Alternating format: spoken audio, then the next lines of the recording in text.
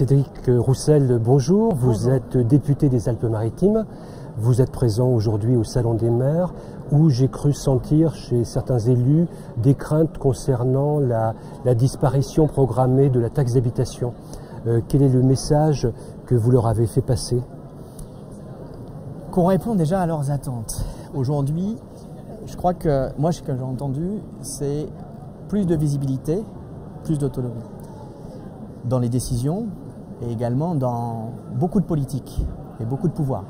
Donc aujourd'hui, la taxe d'habitation, c'était une réponse à un impôt qu'on considérait injuste. Injuste, oui. Ça, c'était le premier point. Le deuxième point, et ça je voudrais être clair, il n'y a pas de perte financière, de ressources financières. En clair, ça sera c'est compensé à l'euro près. Comment? Ça a été explicité grossièrement. Comment? Par tout simplement une affectation maintenant et une réaffectation de la taxe foncière affectée aux départements aux collectivités locales, sachant que les départements sont eux-mêmes compensés par un impôt national qui est la TVA.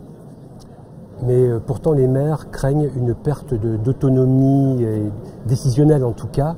Alors moi je voulais les rassurer et vous avez raison pour leur dire que entre le début du mandat et aujourd'hui, il y a eu des mouvements de revendications qui ont été très forts et qui ont impacté tous les territoires.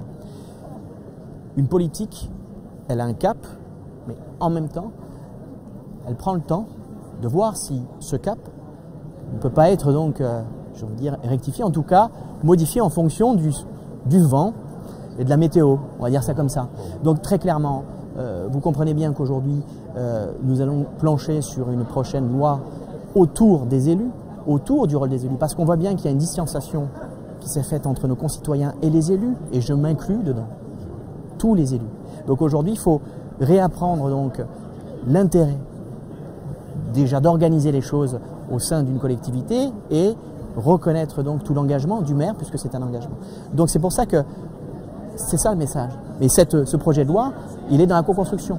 Comme on a pu co-construire la loi Pacte, dans laquelle on avait pu échanger, qui était une loi qui se veut recréer du lien entre les administrations et les entreprises, c'était principalement ça. C'est la même chose avec ce projet de loi, je dirais, d'engagement et du statut du maire, c'est recréer du lien entre les administrés et les services donc, publics locaux, et également entre les services publics locaux, les maires et l'État. Un certain nombre d'élus, aussi de maires, protestent contre une baisse de la DGF. Vous êtes un élu de la majorité. Vous confirmez qu'il y a des baisses de la DGF? Non, il n'y a pas de baisse. Il y a un gel. Ouais. Ce n'est pas une baisse. Il y a tout simplement donc une réponse qui a été une réponse en tant qu'ancien chef d'entreprise et surtout conseil auprès de beaucoup de chefs d'entreprise, du bon sens dans la gestion. Aujourd'hui, un maire, c'est un gestionnaire. Ça doit être un gestionnaire de plus en plus. Et pour ça, il a besoin d'un budget prévisible, qui ne change pas.